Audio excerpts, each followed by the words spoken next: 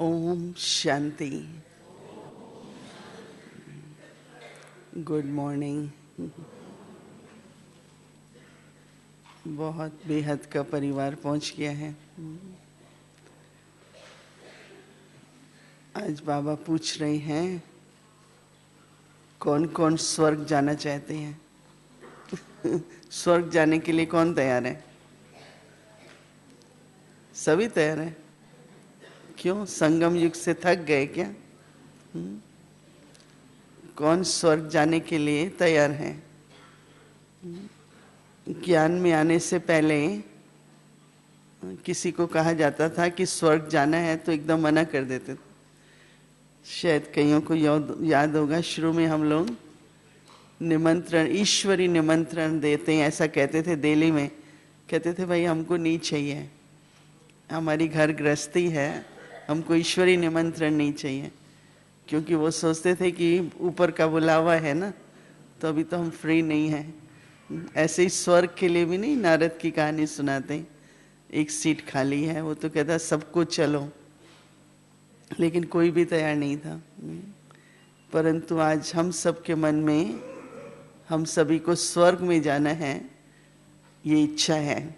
तो इस पर भी फिर सन्यासी और सब मत वाले सब कहते हैं कि ब्रह्मा कुमारियों को तो बस स्वर्ग में जाना है। स्वर्ग तो रजोगुनी होता है, कहते हैं वहाँ तो क्या है, वैभव है, सुख है, वहाँ तो मोक्ष में जाना चाहिए, स्वर्ग की क्यों बात करते हो? तो क्या, कौन सा ऐसा उत्तर दें जो उनके मन में भी इच्छा हो कि हम भी स्वर्ग में चलें? हाँ, क्या बोलें उनको ऐसा कि उनके मन में भी ऐसा लगे कि हाँ हम भी तैयारी करें स्वर्ग में जाने की। सतो प्रधान शरीर होगा। हाँ, सर्वश्रेष्ठ रचना है। अच्छा, और दोनों प्राप्त हो जाती है, मुक्ति, जीवन मुक्ति दोनों मिल जाती है। बहुत अच्छे आंसर्स हैं। और क्या कहेंगे? आज बाबा की मुरली में बहुत अच्छी बात है कि वास्तव में तुम्हें अपने कोई ऐसा संकल्प नहीं था, पर बाबा ने आके बताया, जो आप सब ने बताया सर्वश्रेष्ठ रचना है। लेकिन जब आप स्वर्ग की खुद तैयारी करेंगे, स्वर्ग में जाएंगे, तो विश्व की सर्वात्माओं को मुक्ति मिलेगी। हमारे सतो प्रधान बनने में, स्वर्ग की तैयारी करने में, स्वर्ग में जाने में सारे विश्व का कल्याण है। नहीं, बहुत ऐसे ही है ना, जैसे फिर सब आत्माएं जो हैं वो घर जाएंगी, क्योंकि स्वर्ग बने तो वो सब घर जाएं। तो और ऐसे भी बाबा ने आज इसके बारे में बहुत अच्छा समझाया है। आज की मुरली का सार है, मीठे बच्चे, याद में रहते रहते यह कलयुगी रात पूरी हो जाएगी।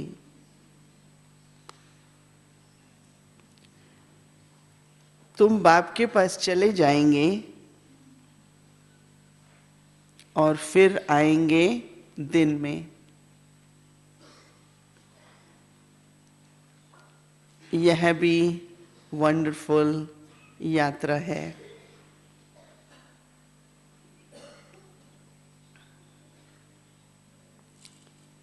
प्रश्न है, तुम बच्चों को स्वर्ग में जाने की इच्छा क्यों है?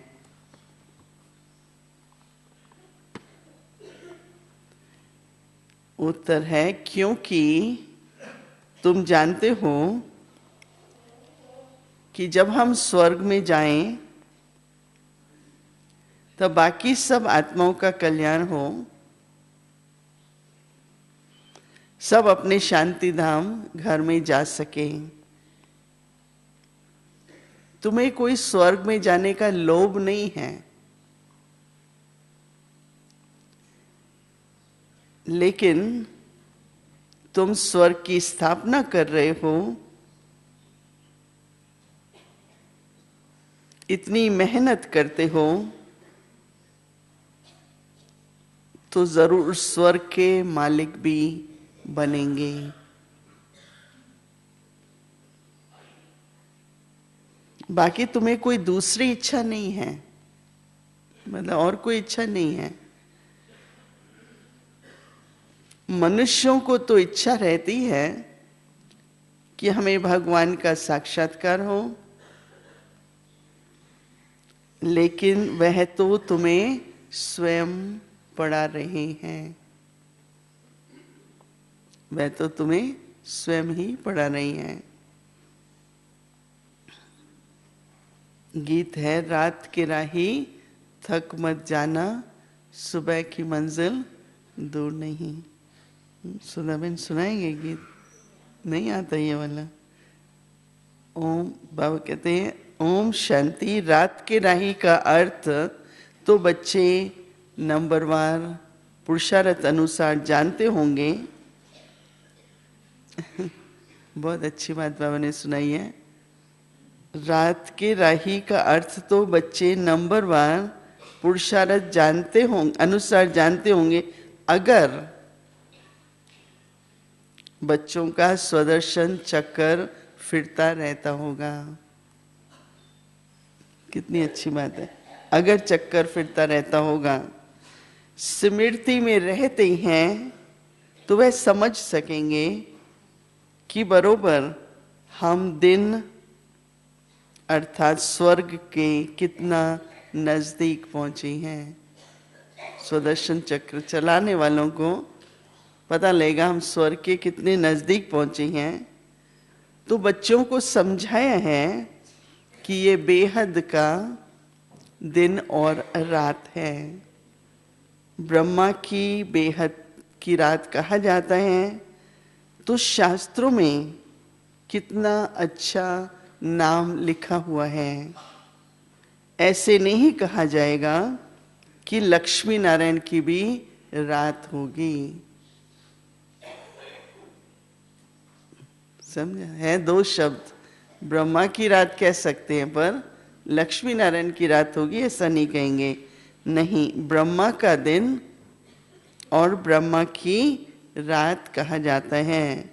लक्ष्मी नारायण तो वहाँ राज्य करते थे, फिर जरूर सृष्टि चक्र को फिरना है। लक्ष्मी नारायण का राज्य फिर सतयुग में आना है। सतयुग के बाद त्रेता, द्वापर, कलयुग जरूर आना है। तो जरूर सतयुग में फिर वही राजा होना चाहिए। तो ये ज्ञान सिर्फ शिव बाबा ही ब्रह्मा द्वारा तुम बच्चों को देते हैं, इसलिए तुमको ही यह सृष्टि चक्र का ज्ञान है। देवताओं को ये ज्ञान नहीं है। लक्ष्मी नारायण की रात नहीं होती, देवताओं के पास ये ज्ञान नहीं है। तुम ब्राह्मणों की बुद्धि में ये चक्र फिरता है, इसलिए नाम रखा है ब्रह्मा, और फिर ब्रह्मा कुमार और कुमारियों की रात। लोग कहते हैं ना, ब्रह्मा कुमार नाम कहाँ चला गया? ब्रह्मा कुमारी ईश्वरी विश्वविद्यालय तो बहुत साल तक तो लोग सोचते हैं ये माताओं की संस्था है।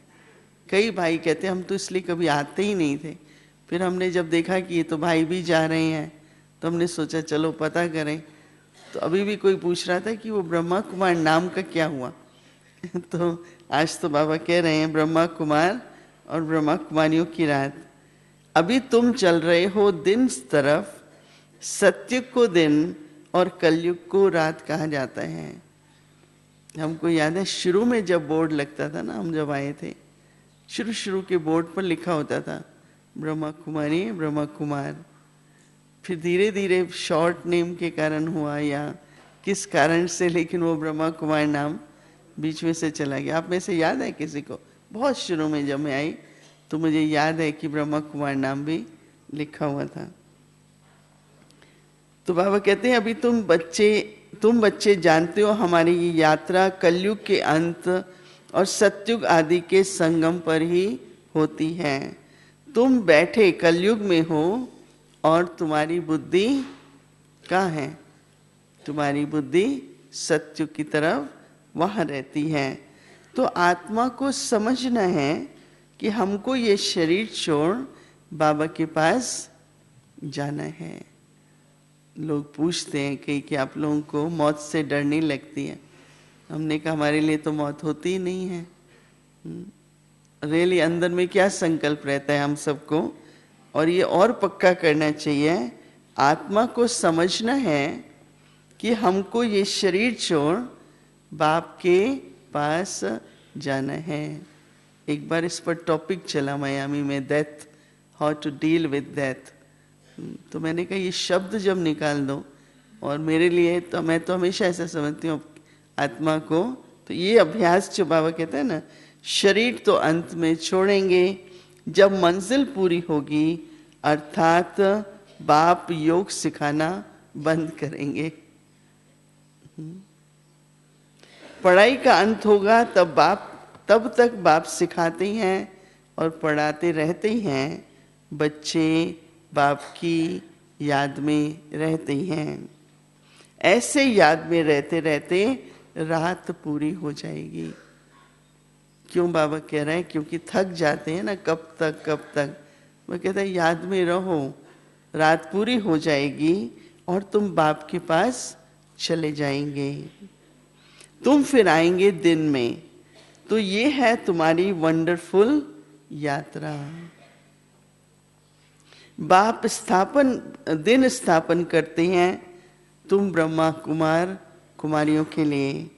अब दिन अर्थात सतयुग आ रहा है। अभी तुम कलयुग रात में बैठे हो, तो रात में क्या करना है? निरंतर बाप को याद करते रहो। बाबा ने समझाया कि सभी को मरना तो जरूर है, मरना तो है ही सबको। मनुष्य पूछते हैं कब मरना है कहते हैं मरना है तो कब मरना है, कब विनाश होगा। अब दिव्य दृष्टि से विनाश का साक्षात्कार तो हुआ है, फिर इन आंखों से देखना जरूर है। और स्थापना जिसका साक्षात्कार करते हैं वह भी इन आंखों से देखना है। मुख्य जिस ब्रह्मा का दिन और रात गाया जाता है उनको ही स्थापना और विनाश का साक्षात्कार हुआ है। तो जो दिव्य दृष्टि से देखा है वह प्रैक्टिकल में जरूर होगा। भक्ति मार्ग में जो कुछ साक्षात्कार होता है वह दिव्य दृष्टि से देखते हैं, और तुम भी दिव्य दृष्टि से देखते हो। हमने तो ये देखा कि बाबा ने जो भी महावाक्य मुख से उच्चारण किया, जो भी सेवा के बारे में, जिस भी बारे में, वो सब प्रैक्टिकल में हुआ। जो साक्षात्कार हुआ वो भी प्रैक्टिकल में होगा, लेकिन बाबा की हर बात प्रैक्टिकल में जैसे कि अनुभव होती है।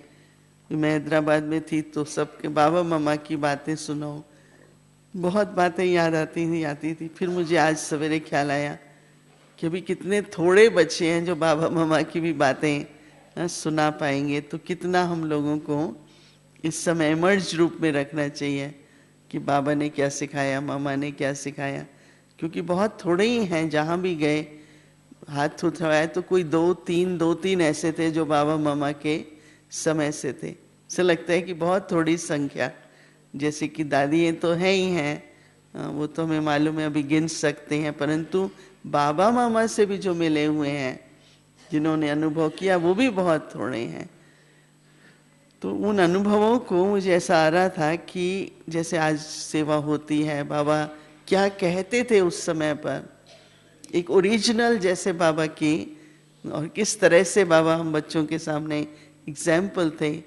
तो मुझे लगता था कि इस पर बहुत लिखना चाहिए, कुछ करना चाहिए। जैसे जो थोड़ी यादगारें हैं वो जैसे कि एक औरों को भी सुनने को मिले। तो बाबा कहते हैं तुम भी दिव्य दृष्टि से देखते हो, तुमको किसी चीज की इच्छा नहीं रहती। सन्यासी लोगों की इच्छा होती है कि परम पिता परमात्मा को देखने की। यहाँ तुम बच्चों को तो परम पिता परमात्मा खुद बैठ पढ़ाते हैं। तुमको इच्छा है स्वर्ग में जाने की। बच्चे जानते हैं हम स्वर्ग में जाएंगे तो सभी का कल्याण हो जाएगा। अभी तुम बच्चे जानते हो कि बेहद का बाप जो मनुष्य सृष्टि का रचता बीज रूप है, वह झाड़ के आदि मध्य अंत को जानते हैं। हम उस बाप को और उनके वर्षे को जानते हैं। जैसे वह झाड़ होते हैं, जानते हैं कि आम का झाड़ है। बीज बोने से पहले 2-4 पत्ते निकलते हैं, फिर झाड़ बहुत बड़ा होता है, परंतु वह तो जड़ बीज है। यह बाप तो मनुष्य सृष्टि का चैतन्य बीज रूप है, उसे ही नॉलेजफुल कहा जाता है। तो बच्चे जानते हैं कि ये पाठशाला है जिसमें यह विद्या मिल रही है और तुम योग भी सीख रहे हो। इस विद्या से तुम भविष्य में प्रिंस प्रिंसेस बनेंगे।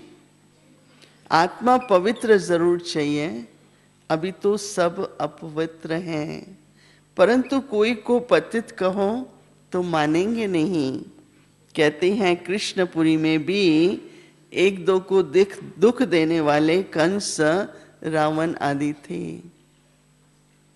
यानी सारे अपने रामायण भागवत में तो है ही, लेकिन जब क्राइस्ट आया, मोसेस जूश धर्म का, तो इतनी हिंसा उस समय दिखाते। तो कोई लोग कहते हैं आप लोग तो कहते हो कैसे हिंसा नहीं होती, वहाँ ये होता है, परंतु हिस्ट्री के हिसाब से तो सतयुग त्रेता तो ठीक है, लेकिन द्वापर युग में भी इस तरह की वो हिंसा की वो दिखाते हैं। वो हिस्ट्री है। जैसे कि फिर कई ये भी कहते हैं कि आप तो कहते हो कि आत्मा का निजी स्वरूप शांति और प्रेम है, तो वो तो शांति प्रेम तो कोई दिखाई नहीं देता। दुख शांति इतना नेचुरल है। तो कईयों को आजकल ये भी आता है कि अगर आत्मा दिव्य है ओरिजिनली, पवित्र है ओरिजिनली, तो संसार में इतना दुख क्यों है, इतनी अशांति क्यों है। तो जब तक वो कोई बात को समझे, प्रैक्टिकल में लाएं, तो ये प्रश्न उठते हैं। तो बाबा कहते हैं 1-2 को सुख देने वाले को पावन कहा जाता है। पवित्र बनेंगे ना तो सुख देने के संस्कार होते हैं। कोई भी अंदर में अपवित्रता कोई बात होती है तो दुख लेने देने का कारण बन जाता है। परंतु ये बातें बाबा कहते हैं स्वर्ग में कोई दुख देता नहीं। वहां तो शेर बकरी इकट्ठे जल पीते हैं, किसको दुख नहीं देते। परंतु ये बातें कोई समझते थोड़ी हैं। जो शास्त्र पढ़े हैं वही बातें बुद्धि में आ जाती हैं। देवताओं के पुजारी अपने को खुद ही चमाट मारते हैं। हिंदुओं ने आपे ही अपने को चमाट मतलब थप्पड़ मारी है, अपने देवताओं की बैठ निंदा की है। क्राइस्ट बुद्ध आदि की कितनी महिमा करते हैं, देवताओं की बैठ निंदा करते हैं। ये धर्म की गिलानी हुई ना। गीता में भी कहते हैं कि यदा यदा धर्मस्य, तो नाम भी भारत का ही आता है। भारत ही भ्रष्ट और श्रेष्ठ बनता है। श्रेष्ठ थे लक्ष्मी नारायण, भ्रष्ट मनुष्य श्रेष्ठ को माथा टेकते हैं। सन्यासी भी पवित्र रहते हैं। श्रेष्ठ थे लक्ष्मी नारायण। बाबा कहते हैं सन्यासी भी पवित्र रहते हैं, परंतु भगवान को नहीं जानते हैं। सारे विश्व में देखें, बेशक भगवान को मानने वाले बहुत हैं, परंतु जानने वाले हम बाबा के बच्चे। मानने वाली तो बहुत है ना। कहते हैं 87-90% तक लोग सारे विश्व में भगवान को मानते हैं, लेकिन जानते मानते हैं परंतु जानते नहीं। अपने को ही भगवान कह देते हैं। बाकी दूसरे जो भी गुरु आदि हैं, पतित हैं, विकार में भी जाते हैं। पतित कहा जाता है विकारी को, वह पावन को नमस्कार करते हैं। सन्यासियों को गुरु करते हैं तो भी इसलिए कि हमको आप समान पावन बनाएं। आजकल सन्यासी तो कोई मुश्किल ही बनते हैं, फिर गृहस्थी को गुरु करने से क्या प्राप्ति होगी? क्योंकि बाबा कहते हैं जबकि वे खुद ही पतित हैं, परंतु नई आत्माएं आती हैं तो उनकी कुछ महिमा निकलती है। जैसे कई कहते हैं आजकल बहुत, अपने यहाँ भी भारत में होगा, लेकिन सेंटर पे कम लोग रहना चाहते हैं, समर्पण कम होना चाहते हैं। क्यों? बोलते हैं बहुत डिफिकल्ट है, बंधन होगा, नियमों में इस तरह से हमको चलना पड़ेगा। लेकिन शुरू शुरू में तो कितनी भावना कि बाबा के बने और हमें क्या करना है। तो आजकल वो भी, वहाँ भी सन्यासियों की भी जैसे संख्या जो है वो कम होती जाती है। हाँ हाँ, कथाकार में तो इजी है ना। तो बाबा कहते हैं किसको पुत्र मिला, किसको धन मिला, खुश हो जाते हैं। फिर एक दो को देख सब गुरु करते रहेंगे कि चलो उससे, उसके पास गए, ये मिला, चलो अब भी चलो। वास्तव में गुरु किया जाता है सदगति के लिए। वह जरूर 5 विकारों का संन्यास किया हुआ पवित्र चाहिए। 5 विकारों का संन्यास किया हुआ पवित्र चाहिए। बाकी गृहस्थी गुरु करने से क्या फायदा? बड़े बड़े गृहस्थी गुरु हैं जिनके हजारों फॉलोअर्स हैं। कोई एक ने गुरु किया तो उसकी फिर गद्दी चलती आती है, दूसरा बैठता है, तीसरा बैठता है। शिष्य लोग उनके पांव धोकर पीते हैं, इसको कहा जाएगा अंधश्रद्धा। मनुष्य बल गाते हैं कि हे भगवान अंधों की लाठी तू, परंतु इसका अर्थ नहीं समझते। किसी से भी पूछो ना, नहीं समझते। बाबा के बच्चे समझते हैं कि बाबा कैसे आके ज्ञान नेत्र देते हैं। बाबा कहते हैं अंधा अर्थात किसको कहेंगे? बुद्धिहीन। अंधा अर्थात बुद्धिहीन बनाती है माया रावण। यहाँ भी ऐसा हो जाता है ना, जब माया आती है बुद्धि काम ही नहीं करती। कहती क्या हुआ इसको, रियलाइजेशन, इतनी समझ, इतनी सर्विस, इतना ज्ञान सुनाते हैं, परंतु बुद्धि जो है एकदम बुद्धिहीन हो जाते हैं, लॉजिक ही खत्म हो जाती है। तो बाबा कहते हैं अंधा बुद्धिहीन बनाती है माया रावण, सब पत्थर बुद्धि बन जाते हैं। इसलिए बाबा कहते हैं यह जो भी शास्त्र आदि हैं, इन सब का सार मैं आकर सुनाता हूँ। तो नारद का भी मिसाल देते हैं। उनको कहा अपनी शक्ल तो देखो। तो लक्ष्मी को वर्णने लायक, क्या लक्ष्मी को वर्णने लायक हो? लक्ष्मी तो स्वर्ग में होगी। तो अभी तुम जानते हो कि हमें पुरुषार्थ कर भविष्य लक्ष्मी को व नारायण को वर्णना है। तो यह भी बात यहाँ की है कि शक्ल मनुष्य की है और सीरत बंदर की है। बाबा कहते हैं, क्या कहते हैं बाबा, कि बच्चे अपनी शक्ल देखो। अपनी शक्ल देखो। मनुष्य तुमको कहेंगे कि तुम स्वर्ग के मालिक बनने का भी तो लोभ रखते हो ना। कई कहते हैं कि आपको ये भी तो लोभ है ना। और फिर हम लोगों का यहाँ का भी जो रहन सहन, कहते आते हैं, एक बहुत बड़ा गेस्ट है, कहते हैं इतना वैरायटी ब्रेकफास्ट में। मैंने कहा इसलिए वैरायटी रखते हैं कि जिसको जो चाहिए ले ले। कोई कोई सब कुछ ले लेते हैं। हमारे पास होता है भाई दही रखी है, दूध रखा है, दूध चाहिए दूध ले लो, दही, यहाँ दही भी ले लेते हैं, फिर दूध भी ले लेते हैं। फिर रखा है भाई सब्जी ले लो, जैम ले लो, या रोटी ले लो, ब्रेड ले लो, रोटी भी लेते हैं, ब्रेड भी लेते हैं। तो उसने देखा होगा तो बोला ये सन्यास तो नहीं है। मैंने कहा नहीं, सन्यास इसमें क्या है, ये तो इसलिए रखते हैं। तो कई ये सोचते हैं इनका भोजन रहना सहना तो कोई लगता नहीं है, और आश्रमों में जाओ तो थोड़ा सा कुछ रख देंगे नाश्ते के लिए, यहाँ जाओ तो कितनी वैरायटी है। फिर भी अपने ब्राह्मण कई बार कहते हैं कि इतना भोजन जो है और क्या मिलेगा, कहीं भी आप जाओ सेंटर पर भी खाएंगे तो एक वस्तु बनाएंगे ना। यहाँ तो बाबा हम बच्चों की कितनी कितनी खातिर करते हैं।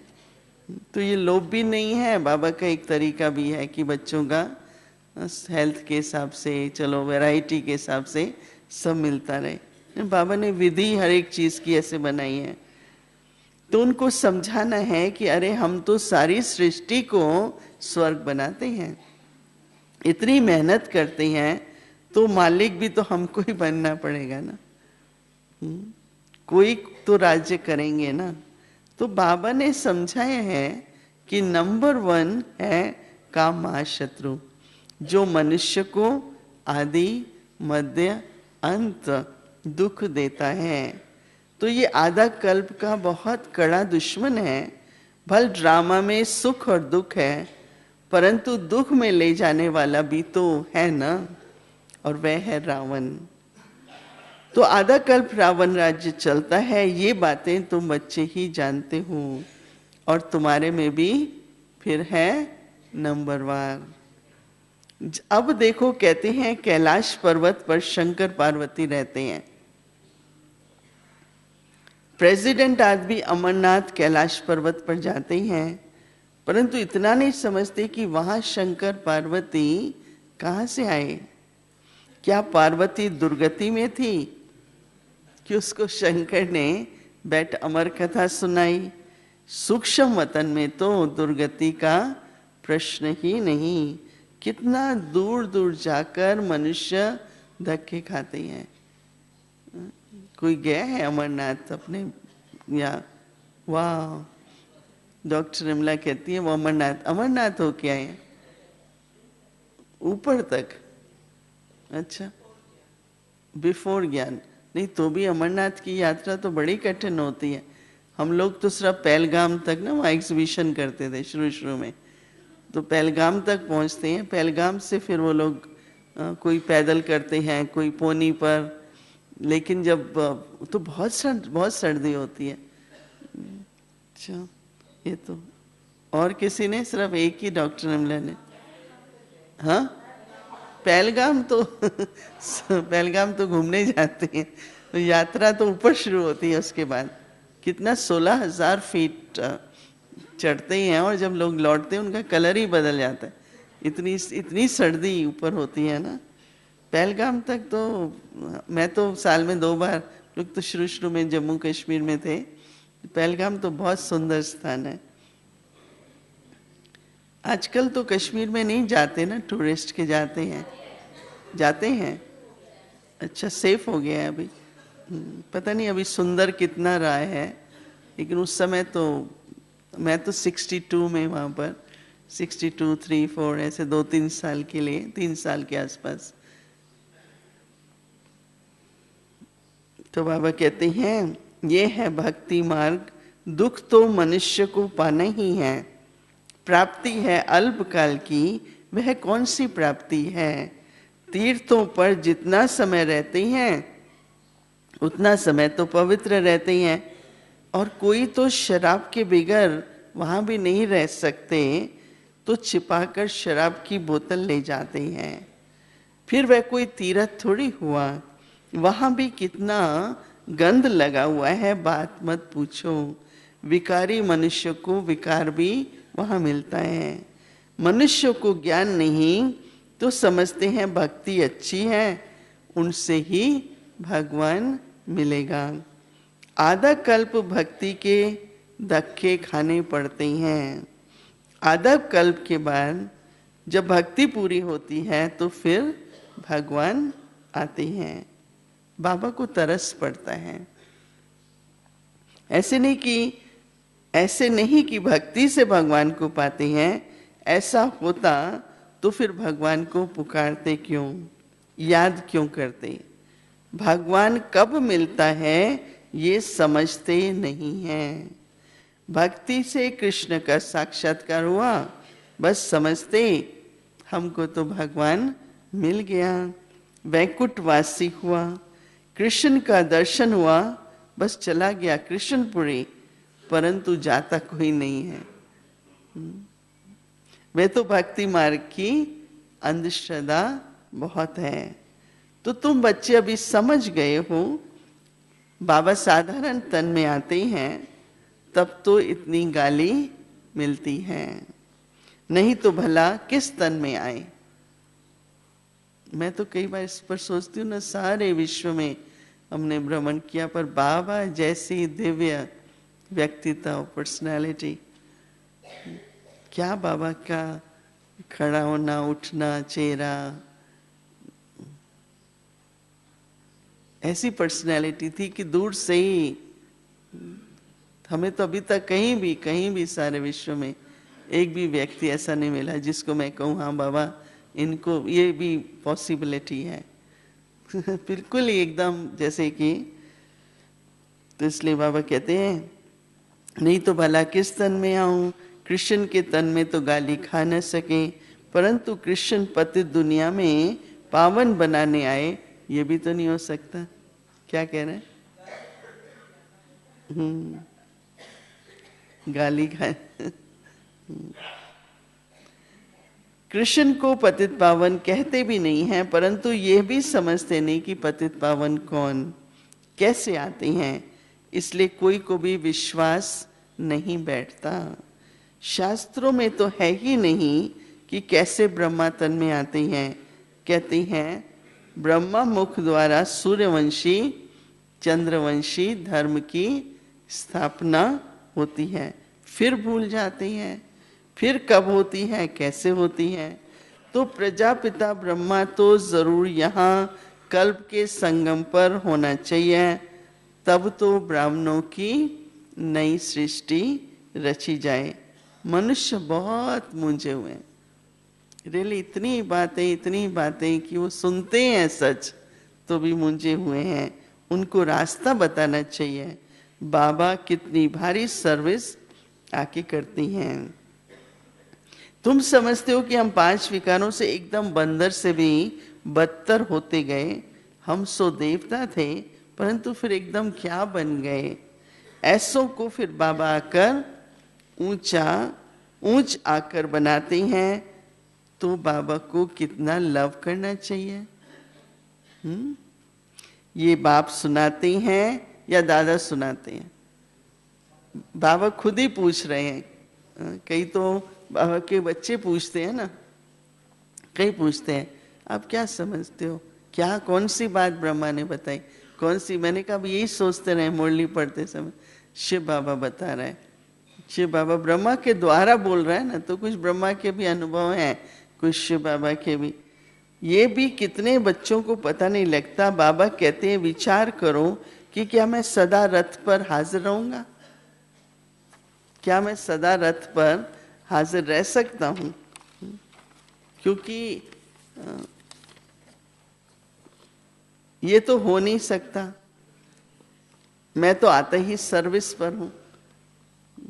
पता लगता था हमको जब बाबा आता था, शिव बाबा ब्रह्मा तन में। बाबा के पास समाचार आया था, कोई ने पूछा क्या मनुष्य किसको सुख दे सकता है। बाबा के समय पर, अभी भी आजकल होगा, तो जो लोग प्रश्न पूछते थे ना हमसे, तो हम लोग बाबा को लिखते थे कि बाबा उस पर समझाए। तो ये मनुष्य के हाथ में है। तो एक ने कहा नहीं, ईश्वर ही है जो मनुष्य को सुख दे सकता है, मनुष्य के हाथ में कुछ नहीं है। तो कोई बच्चे ने फिर समझाया कि मनुष्य ही सुख देता है, मनुष्य ही सब कुछ करता है, ईश्वर के हाथ में कुछ नहीं है। मनुष्य, किसी ने पूछा, फिर किसी बच्चे ने ये उत्तर दिया। अभी बाबा उस पे बताते हैं, अरे तुम थोड़े कुछ देते हो, ऐसे कैसे कह सकते हो कि मनुष्य सुख देते हैं, ईश्वर के हाथ में है। नहीं तो समझाना चाहिए कि श्रीमत पर चलना है। परमपिता परमात्मा की श्रीमत बिगर कोई सुख दे नहीं सकता। श्रीमत सुख देती है, बाबा की मत पर चलते रहो, ये अंडरलाइन कर लेना चाहिए। पता नहीं क्यों क्या हो जाता है जो मन मत पर मत पर जल्दी, आजकल तो सुनने में इतना जल्दी इन्फ्लुएंस होते हैं, किसी ने राय दी कर लिया, किसी ने मत दी कर लिया, फिर जब घाटा पड़ता है, अवस्था बिगड़ती है, संग दोष लगता है, नीचे चले, फिर कहते हैं अरे मुझे नहीं मानना चाहिए था। श्रीमत से ही सुख मिलता है, रास्ता नहीं बदलने चाहिए कभी भी। कितनी कहानियां रोज सुनने को मिलती है, पर मत से ये हुआ, पर मत से हुआ। एडवाइस देने वाले तो 10 तरह की देंगे, 100 तरह की देंगे, पर हम ईश्वरीय कार्य में मनुष्य की एडवाइस नहीं चलती ना। श्रीमती लेनी चाहिए, चाहे धन के बारे में, चाहे किसी भी बात में। मेरा अकाउंटेंट ये कहता है, मैंने कहा आपके अकाउंटेंट को कितनी समझ है, बाबा की मत लो ना, नहीं तो घाटा बहुत हो जाता है। तो बाबा कहते हैं कि श्रीमत पर चलना है, परमपिता परमात्मा की श्रीमत बिगर कोई सुख दे न सके। अपनी बड़ाई नहीं करनी चाहिए। हम श्रीमत पर सारे सृष्टि को स्वर्ग बनाते, तो देखो कितनी भारी भूल बच्चों की होती है। वह कहते ईश्वर के हाथ में है और बीके कहते हैं मनुष्य के हाथ में, पर उसको ख्याल नहीं रहा होगा कैसे समझाऊं कि ईश्वर देते हैं। वह कहते हैं श्रीमत से देते हैं। वास्तव में है तो बाप के ही हाथ में ना, श्रीमत के बगैर कुछ नहीं मिल सकता। मनुष्य बिल्कुल वर्थ नॉट पेनी बन जाते।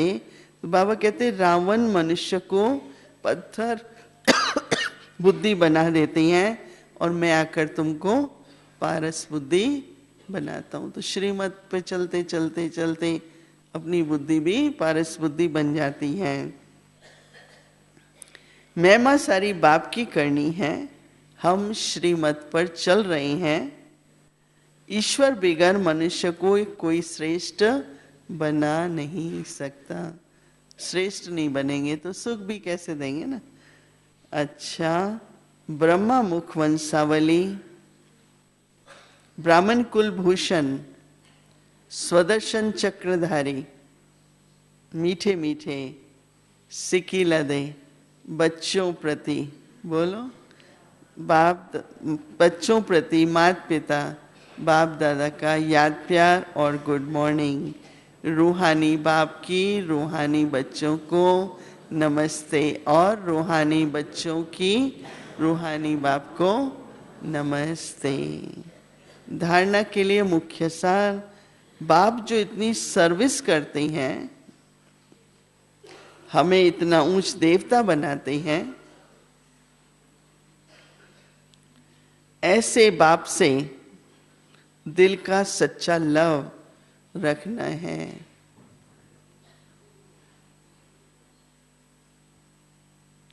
देवताओं के समान सबको सुख देना है, देवताओं के समान सबको सुख देना है।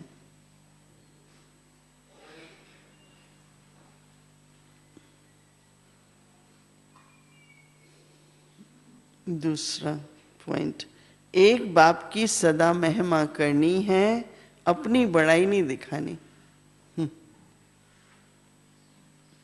ज्ञान भी सुनाओ, कुछ भी करो, दिल से ऐसे बोलो दूसरे भी समझे, खुद भी हम कहें कौन सुनाने वाला कौन है। अपनी बड़ाई नहीं करनी। कई कहते हैं ना इन्हें बहुत अच्छा समझाया, बहुत बाबा की याद में थे तो अच्छा समझा सके ना। वरदान है दिव्य बुद्धि और रूहानी दृष्टि। दिव्य बुद्धि और रूहानी दृष्टि के वरदान द्वारा नंबर 1 लेने वाले श्रेष्ठ पुरुषार्थी भव। दिव्य बुद्धि और रूहानी दृष्टि के वरदान द्वारा नंबर 1 लेने वाले श्रेष्ठ पुरुषार्थी भव। हर एक ब्राह्मण बच्चे को दिव्य बुद्धि और रूहानी दृष्टि का वरदान जन्म से ही प्राप्त होता है। यह वरदान ही ब्राह्मण जीवन का फाउंडेशन है। यह वरदान ही ब्राह्मण जीवन का फाउंडेशन है। इन्हीं दोनों बातों के आधार पर, इन्हीं दोनों बातों के आधार पर संगम युगी पुरुषार्थियों का नंबर बनता है। इन्हें हर संकल्प, बोल और कर्म में जो जितना यूज करता है उतना ही आगे नंबर आगे लेता है।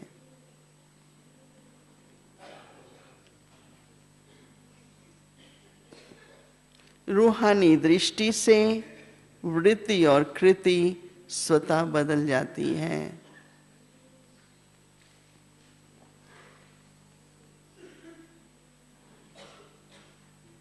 दिव्य बुद्धि द्वारा यथार्थ निर्णय करने से, दिव्य बुद्धि द्वारा यथार्थ निर्णय करने से स्वयं, सेवा, संबंध, संपर्क यथार्थ शक्तिशाली बन जाता है।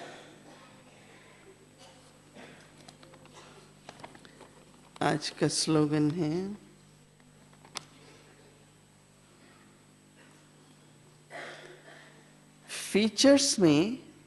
फीचर्स में रूहानियत की झलक तब आएगी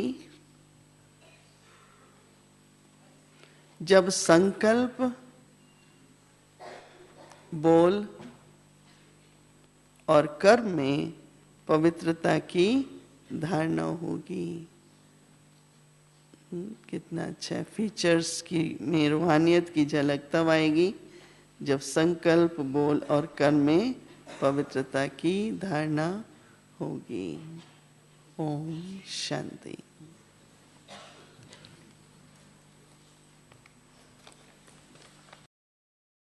स्नेह भी है और स्नेह के साथ साथ समर्पणता की भी भावना है। आज सभी के मन में जैसे हम समर्पित हैं, किसी को भी ऐसा नहीं लगता है कि मेरा कुछ है, मेरी जीवन है, मुझे पुरुषार्थ करना है कि कार्य के लिए। ऐसे समर्पित भावनाएं बहुत मन में आ रही हैं। फिर आज बाबा ने कहा विशेष देखो, भगत लोग आज के दिन विशेष तौर से पहले तो व्रत रखते हैं।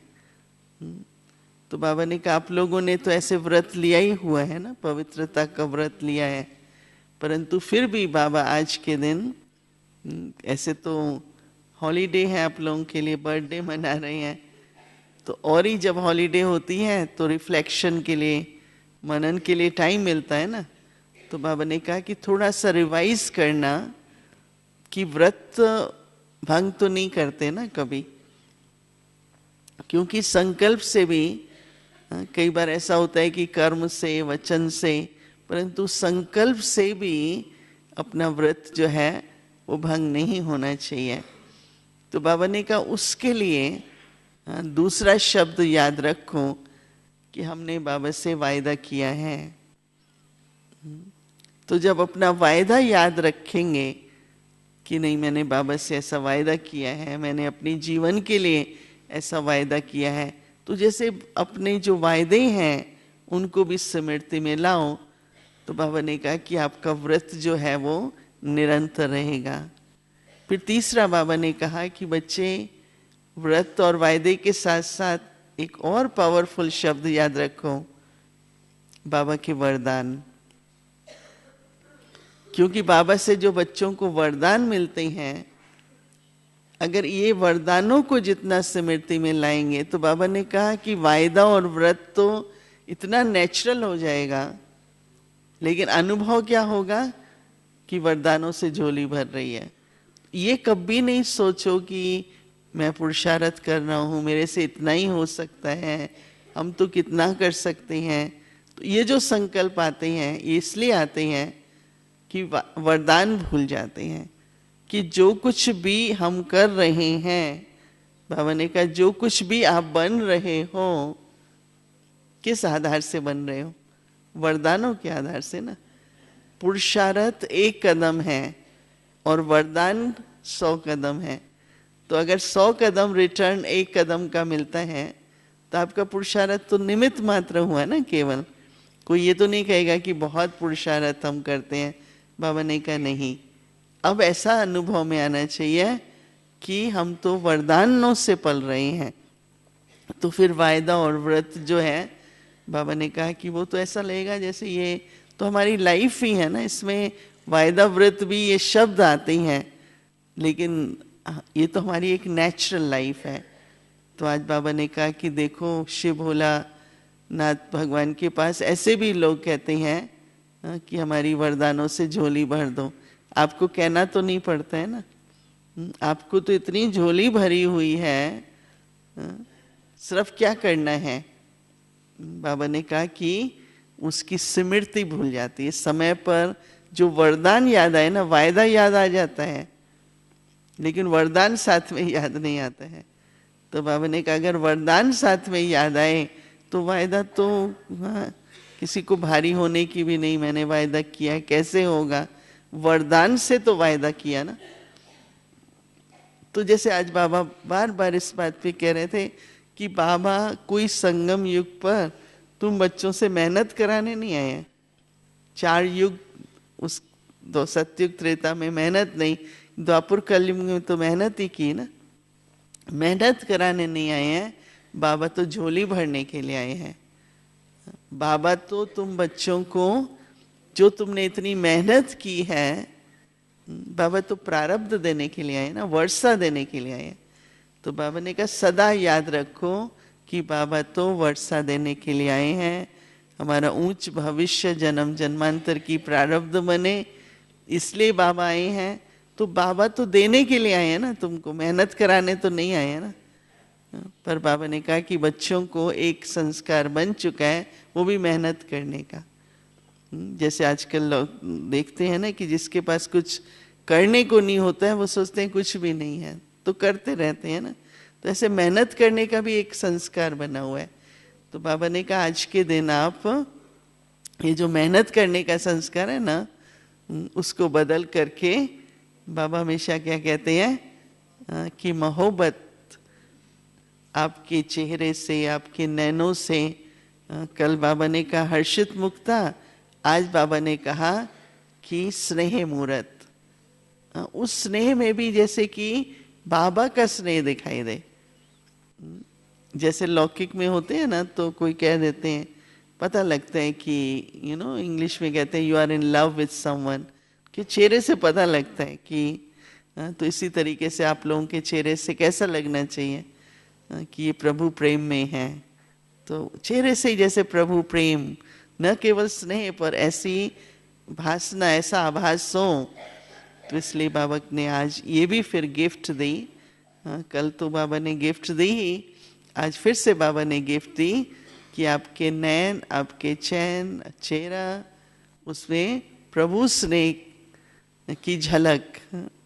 जैसे कि एक प्रभु स्नेह ही आपके चेहरे से, तो दूसरे के मन में भी प्रभु के प्रति, बाबा के प्रति, भोलानाथ शिव बाबा के प्रति उनकी भी भावना आप लोगों को देख करके उत्पन्न हो। वाणी से तो सेवा होती है, पर अब बाबा चाहते हैं कि आप लोगों के चेहरे से ही सबको अनुभव हो कि किसके हैं और हमें क्या प्राप्त, जैसे उन्हें भी लगे कि बाबा की तरफ से, भगवान की तरफ से कुछ देना चाहते हैं हमको गिफ्ट।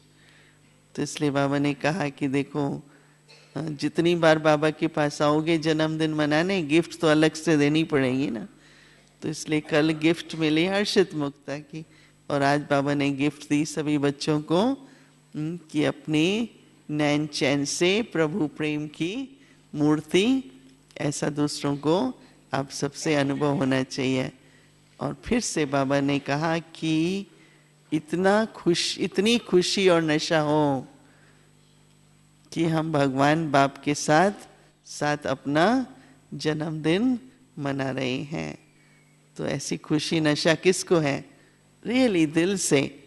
हाँ, कौन कौन अपना जन्मदिन मना रहे हैं आज? कौन कौन अपना दिन रियली सब लोग मना रहे हैं। हाँ, तो ऐसी सेलिब्रेशन, बस ऐसा बाबा ने आज कहा, इतनी खुशी नशे में कि हम भगवान बाप के साथ अपना दिव्य जन्मदिन मना रहे हैं। से बाबा ने सबको फिर बहुत बहुत फिर से याद प्यार और मुबारक दी और कहा बच्चों को कहना कि बच्चे सदा, जैसे सदा शिव है ना, अब सदा शब्द बस अंडरलाइन कर लो, कभी कभी शब्द निकाल दो। तो आज बाबा ने कहा कि सदा, बस ऐसे सदा ही कहा। और फिर मैं वापस आ गई आप सबके लिए याद प्यार लेते हुए। ओम शांति।